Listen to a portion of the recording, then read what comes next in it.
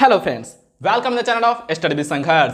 आज मैं आप लोगों को टेंस के सबसे लास्ट मेंबर के बारे में बताने जा रहा हूं। अगर आप फ्यूचर परफेक्ट कंटिन्यूअस टेंस के बारे में कुछ नहीं जानते हैं तो आइए ये वीडियो आपके लिए बहुत ही फायदादायक होगा, क्योंकि मैं इस वीडियो के अंतर्गत फ्यूचर परफेक्ट कंटिन्यूअस टेंस से संबंधित पहचान को, एक सेंटेंस से 6 सेंटेंस को किस फॉर्मूले के सहायता से बनाया जाता है उसको, और उदाहरणों को भी बताने जा रहा हूं। तो आइए वीडियो को शुरू करते हैं। फ्यूचर परफेक्ट कंटिन्यूअस टेंस का पहचान है जिस हिंदी वाक्य के अंत में क्रिया शब्द के साथ ता रहा होगा, ती रही होगी, ते रहे होंगे लगा रहे तो उसे फ्यूचर परफेक्ट कंटिन्यूअस टेंस में समझा जाता है। पहचान को आप लोग समझ गए होंगे। आइए अब हम लोग ये जानते हैं कि किसी भी टेंस के अंतर्गत एक सेंटेंस से 6 सेंटेंस किस प्रकार बनाया जाता है। तो आइए शुरू करते हैं।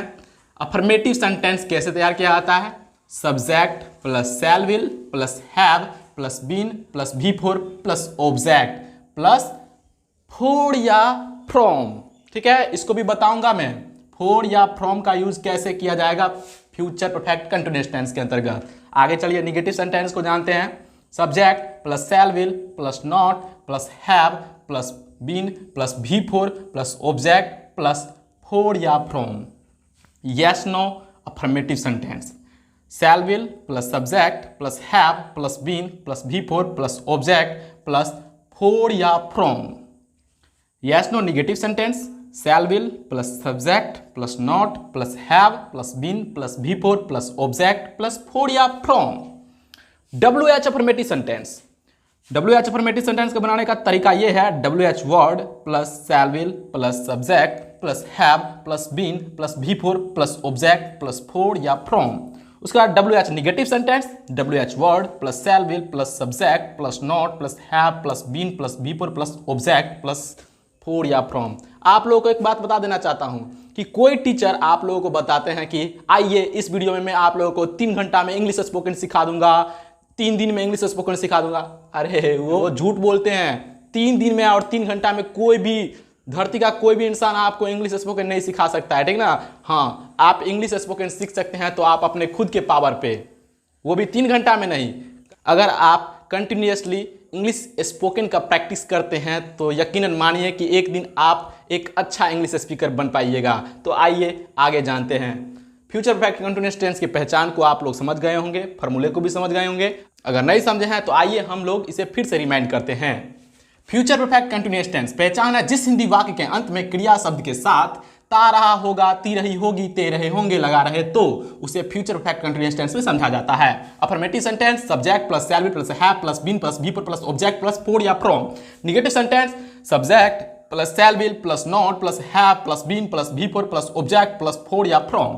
Yes no affirmative sentence। shall will plus subject plus have plus been plus be for plus object plus for या from। Yes no negative sentence। shall will plus subject plus not plus have plus been plus be for plus object plus for या from। उसके बाद WH affirmative sentence। WH word plus shall will plus subject plus have plus been plus be for plus object plus for या from। ठीक है। WH negative sentence को भी जानिए। WH word plus shall will plus subject plus not plus have plus been plus भी four plus object plus for या from.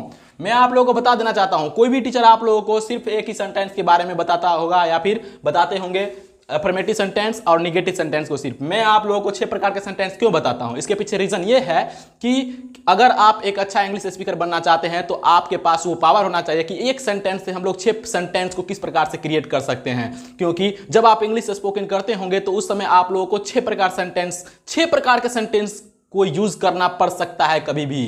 तो इसीलिए 6 प्रकार के सेंटेंस को किस प्रकार से क्रिएट किया जाता है वो जानना हम लोगों के लिए बहुत ही जरूरी है। तो उम्मीद करते हैं कि आप लोग फ्यूचर परफेक्ट कंटिन्यूअस टेंस के पहचान और एक सेंटेंस से 6 सेंटेंस किस प्रकार बनता है उसे समझ गए होंगे। आइए अब हम लोग उदाहरण को जानने से पहले फोर और फ्रॉम के यूज को जान लेते हैं कि फोर और फ्रॉम का यूज कहाँ कहाँ किया जाएगा। फोर का यूज, इसका प्रयोग पीरियड ऑफ टाइम के लिए होता है। पीरियड ऑफ टाइम का बोध कराने के लिए होता है, अर्थात समय की अवधि बताने के लिए होता है फोर का यूज। फोर 4 डेज, ये एक समय अवधि बता रहा है। 4 डेज। 4 5 ईयर्स, 5 ईयर्स जो है एक समय अवधि है। फॉर 6 months, ये जो है एक समय अवधि है, 6 months जो है एक समय अवधि है, ETC या कोई और चीज़, तो समय अवधि को बताने के लिए फॉर का यूज़ किया जाता है। आइए अब फ्रॉम को भी जानते हैं। फ्रॉम का जो होता है यूज़, वो फ्रॉम का यूज होता है, इसका प्रयोग पॉइंट ऑफ टाइम अर्थात एक निश्चित समय के लिए, अर्थात केंद्रित समय का बोध कराने के लिए होता है। किसका? फ्रॉम का यूज केंद्रित समय का बोध कराने के लिए होता है, अर्थात from Monday, from childhood, from January, from 1 मई 2003। तो इसको समझ गए होंगे कि फ्रॉम का यूज एक निश्चित अवधि के लिए, केंद्रित समय के लिए होता है, पॉइंट ऑफ टाइम के लिए होता है। तो आइए अब हम लोग फ्यूचर परफेक्ट कंटिन्यूअस टेंस संबंधित कुछ उदाहरणों को जानते हैं। मैं 2003 ईस्वी से आपका इंतजार करता रहूंगा। I shall have been waiting for you from 2003। देखिए यहाँ फ्रॉम क्यों लगा है, यहाँ पर पॉइंट ऑफ टाइम है इसलिए फ्रॉम लगा है, ठीक है ना। आगे चलते हैं। वह 5 वर्षों से आपका इंतजार नहीं करता रहा होगा। He will not have been waiting for you for 5 years। यहाँ पर फोर क्यों लगा? फोर इसलिए लगा क्योंकि यह पीरियड ऑफ टाइम है। ये 5 वर्ष जो है ना, 5 वर्ष ये एक पीरियड की बोध कर, पीरियड की बातों को बता रहा है, तो फोर लगा है इसलिए, ठीक है ना। आगे चलते हैं। क्या वह सोमवार से मेरा इंतजार करता रहा होगा? Will he have been waiting for me from Monday। ये from Monday क्यों दिए हैं? from Monday इसलिए दिए हैं क्योंकि सोमवार जो है ना एक केंद्रित समय है, ठीक है ना, केंद्रित समय को बता रहा है। सोमवार एक केंद्रित समय है इसलिए यहाँ पर फ्रॉम का यूज किए हैं। आगे चलते हैं। क्या मैं 2003 ईस्वी से आपका इंतजार नहीं करता रहा हूँगा? Shall I not have been waiting for you from 2003। बता दिए हैं आपको, ये समय एक अवधि है, पॉइंट ऑफ टाइम है। 2003 में से इंतजार कर रहा था, मतलब नहीं कर रहा था, इसके संबंध में बताया गया है। 2003 एक समय अवधि को बताया गया है, तो समय अवधि मतलब पॉइंट ऑफ टाइम को बताया गया, इसलिए फ्रॉम का यूज़ किया गया। आगे चलते हैं। आप क्यों 2003 ईस्वी से मेरा इंतजार करते रहे होंगे? Why will you have been waiting for me from 2003। तो इस प्रकार से फ्यूचर परफेक्ट कंटीन्यूअस टेंस का कुछ उदाहरण था। तो मैं भी आप लोगों का इंतज़ार कर रहा हूँ। बोलिए क्यों?